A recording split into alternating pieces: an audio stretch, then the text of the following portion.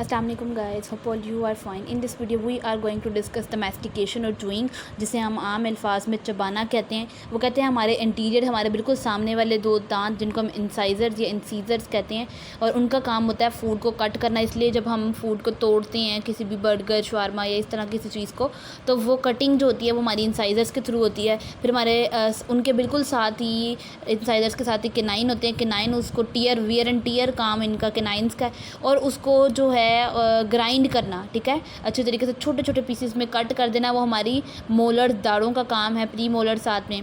तो वो कहते हैं ये सारे जॉ मसल्स जितने भी हैं वो काम करते हैं और मिल के टीथ को बंद करने में, दांत पूरा मुंह बंद करने में फ़ोर्स लगाते हैं। और 25 kg की फ़ोर्स जो है वो एग्जर्ट कर रहे होते हैं, इंसाइजर्स के ऊपर लग रही होती है, और 90 kg की फ़ोर्स जो है वो मोलर्स पे लग रही होती है। फिर बड़ी इंपॉर्टेंट यहाँ पे एक बड़ी बात है कि जो मसल्स ऑफ मैस्टिकेशन होते हैं, इनको कौन इनिशिएट करता है, इनको कौन स्टिमुलेट करता है। जब मोटर सिग्नल आता है फ्रॉम द 5 क्रेनियल नर्व, जिसको हम ट्राइजेमिनल नर्व भी कहते हैं, तो वो आता है जब मसल्स के पास, तो उनको कहता है कि भाई अब अपना काम शुरू करो, क्योंकि फूड अब अंदर आ गई है माउथ में। तो च्यूइंग प्रोसेस को स्टार्ट करने में ट्राइजेमिनल नर्व का बड़ा काम है। च्यूइंग प्रोसेस में क्या होता है, जो ब्रेन स्टेम में न्यूक्लियस होता है वो सिग्नल्स भेज रहा होता है।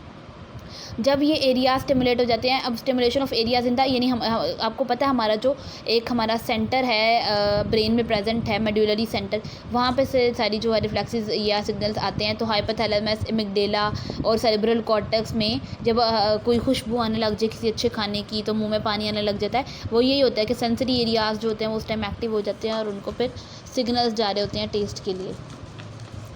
फिर च्यूइंग रिफ्लेक्स सबसे इंपॉर्टेंट फूड को चू करने में जो रिफ्लेक्स है, कि जब भी फूड में बोलस यानी फूड का बोलस जो है माउथ में आ जाता है, तो सबसे पहले क्या करता है, वो जो मसल्स ऑफ मैस्टिकेशन काम कर रही थी, वो जो रिफ्लेक्स था उसको इनहिबिट कराता है, उसको बंद करवाता है। और उसके बाद क्या होता है, लोअर जॉ जो है वो ड्रॉप हो जाता है, ठीक है। और लोअर जॉ जब वो नीचे चला जाता है, तो फिर वहाँ पे एक नया रिफ्लेक्स जनरेट होता है जिसको हम स्ट्रेच रिफ्लेक्स कहते हैं। और वो क्या करता है, वो दोबारा से जॉ मसल्स जो पहले ड्रॉप हो चुके थे उनकी दोबारा से रीबाउंड कॉन्ट्रैक्शन कराता है।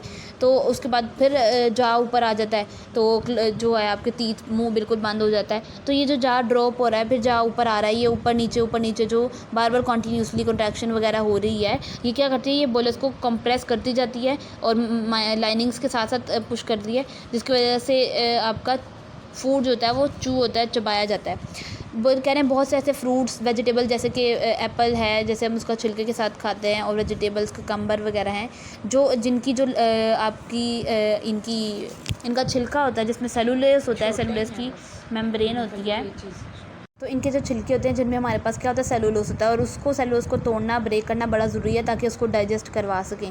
क्योंकि हमारे जो आपकी हमारी जीआईटी, हमारा स्टमक वगैरह है, हमारा एलिमेंट्री कैनाल, उसमें ऐसे एंजाइम्स यानी सेलुलेज एंजाइम जो है वो प्रेजेंट नहीं होता जो सेलुलोज को तोड़े। तो क्योंकि ये इसलिए तो लिखा हुआ है कि इनडाइजेस्टेबल, कि ये डाइजेस्ट नहीं होता, तो बड़ी कोशिश की जाती है इसकी मेम्ब्रेन्स को तोड़ने की ताकि इसको डाइजेस्ट करवाया जा सके। उसके बाद कह रहे हैं कि जो आपकी डाइजेस्टिव एंजाइम्स है connect only on the surfaces of food particles.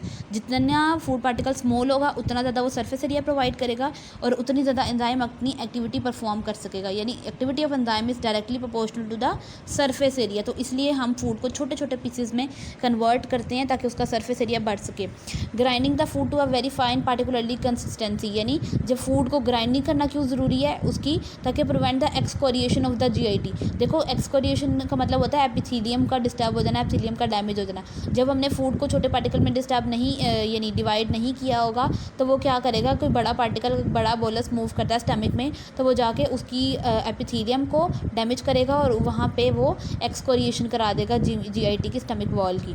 फिर स्वेलोइंग को हम डीग्लूटेशन भी कहते हैं। इसकी हमारे पास कुछ फेजेस हैं। सबसे पहले वॉलेंट्री स्टेज है स्वेलोइंग की, जिसमें क्या होता है, स्क्वीज्ड और rolled posteriorly into the ferrous, यानी आपका जो बोलस होता है वो हम खुद अब देखो ना, हम खाना तो खुद ही खाते हैं ना, और हम उसको निगलते हैं। फिर एक बार फूड अगर आपका फेरिंग्स में पहुंच गया, फिर वो आपके कंट्रोल में नहीं रहा, फिर वो इनवॉलेंट्री हो गया।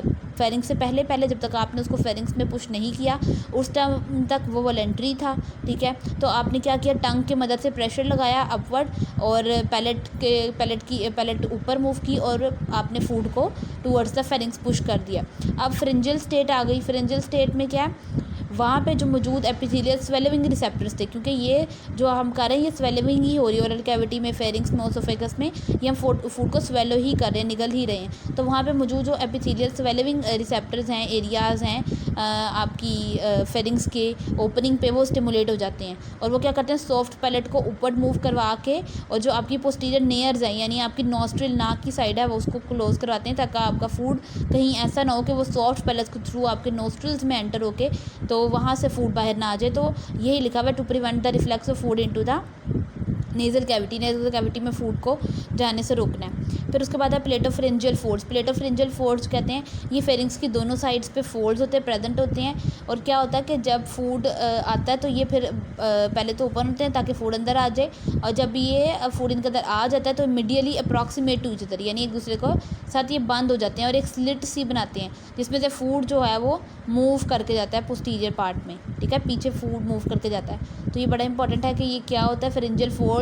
ये फोल्ड्स हैं जो कि बेसिकली ये मसल्स ही होती हैं जो कि क्या करती हैं, इंटरडिजिटेट करती हैं, आपस में एक दूसरे को अप्रॉक्सीमेट करती हैं और वहाँ एक स्लिट, एक रास्ता सा बनाती हैं जिसमें से फूड जो है वो posterior side of the pharynx पे मूव करके जाता है।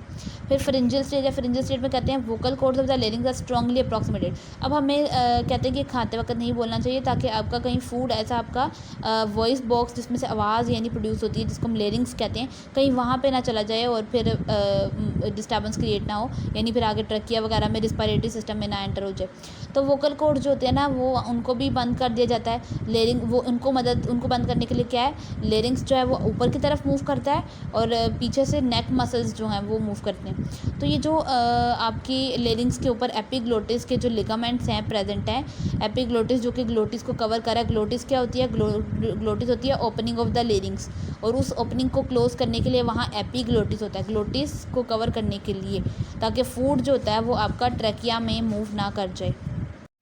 तो क्या होता है, ताकि फूड आपका ट्रैकिया में ना मूव कर जाए तो ये लेरिंग्स जो होता है वो ऊपर की तरफ मूव करता है, और जब ताकि वहाँ पे एक तो पहले एपिग्लोटिस कवर कर लेता है लेरिंग्स को, और दूसरी चीज़ जब लेरिंग्स ऊपर मूव करता है तो ओसोफेगस की जो ओपनिंग होती है वो बड़ी हो जाती है, और उसी टाइम पे 3 to 4 सेंटीमीटर्स पे जो ओसोफेगल मस्कुलर वॉल है जिसको हम स्पिंटर कहते हैं वो रिलैक्स करता है ताकि फूड जो है ईजिली फेरिंग्स से अपर ओसोफेगस में मूव कर जाए।